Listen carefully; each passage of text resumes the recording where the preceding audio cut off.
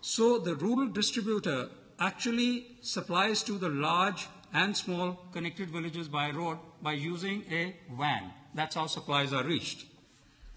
And then Unilever has appointed star sellers who are located on a road location. And these star sellers then service the needs of the medium-sized villages which are not connected by road by using a bicycle rickshaw. That's how supplies are reached to these locations. That still leaves the tiniest of the tiny villages where the population is very low, the buying power is very low. This is where Unilever launched Project Shakti. And Project Shakti is all about reaching your products to these tiniest villages.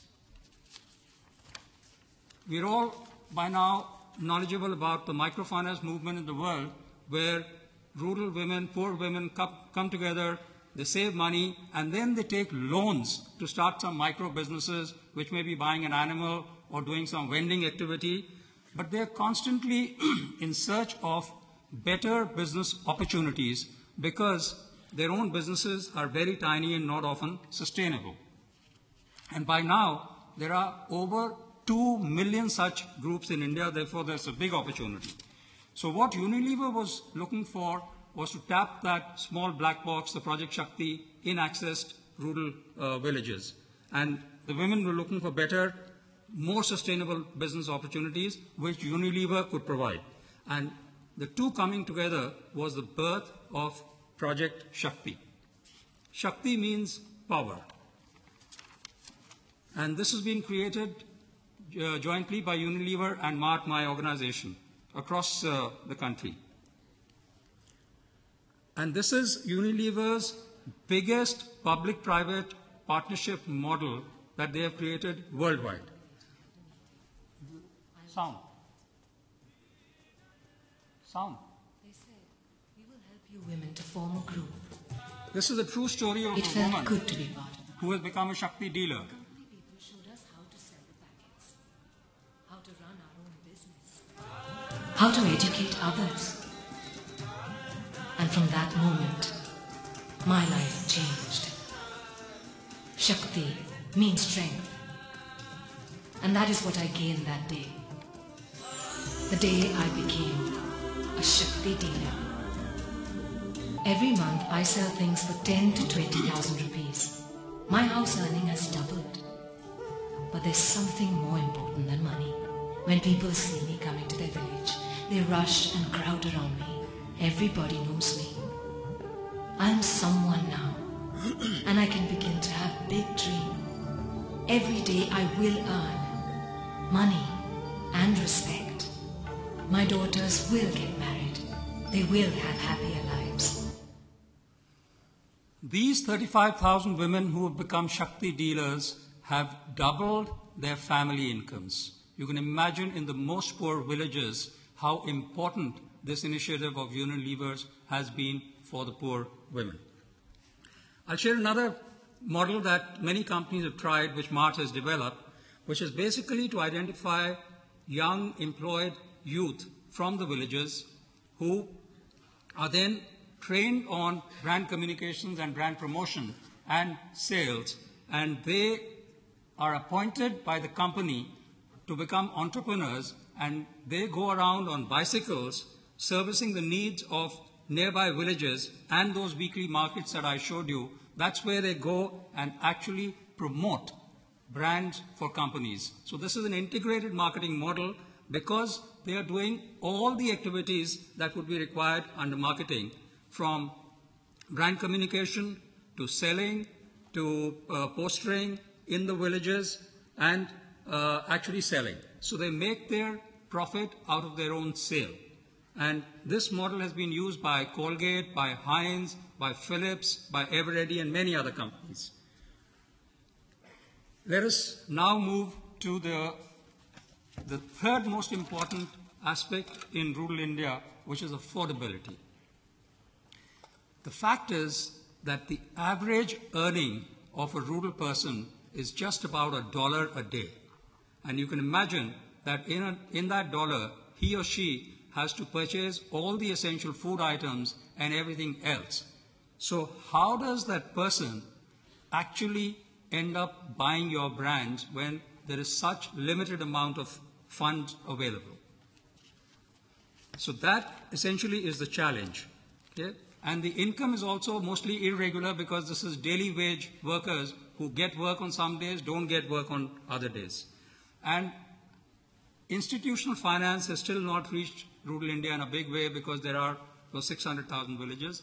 So the answer really came in the form of low unit packs at low price points. This is what India contributed to the affordability market by bringing out sachets. Sachets are single-use packing, like shampoo. P&G has shampoo in a bottle. It also has shampoo in sachets in India. So this poor woman or this poor man can now afford to buy a shampoo sachet because it costs less than a rupee out of the total earning of 100 rupees a day. Whereas earlier she could never afford to buy because the shampoo bottle cost at least 30 to 40 rupees.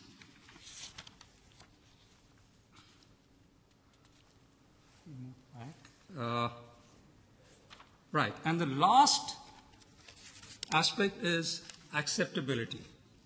We all know that the usage environment and the conditions are often very different in rural because many homes do not have electricity, do not have piped water, dust levels are very high. So essentially, the solution has to be global products, but with local customization. This is what the Chinese people talked this morning, because in these big countries, there is a very strong local way of doing things.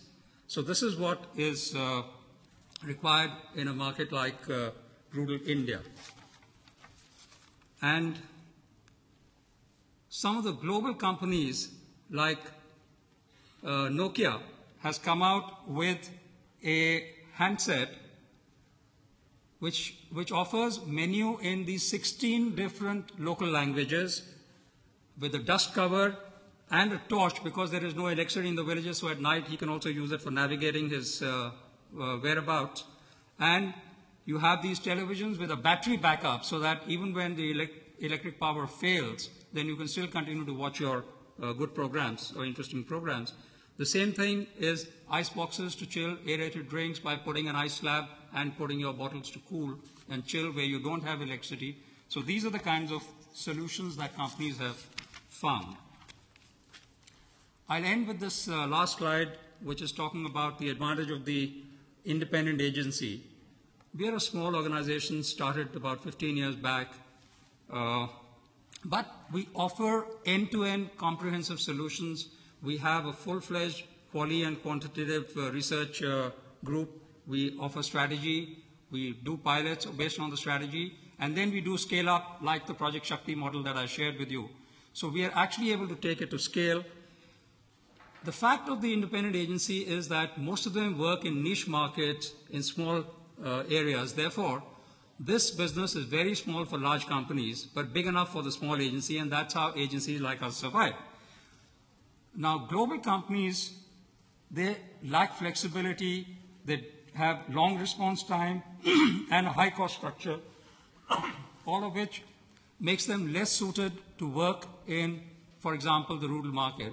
Therefore, my message is multinational agencies coming into India should partner with the small agencies rather than trying to buy them over. Thank you very much.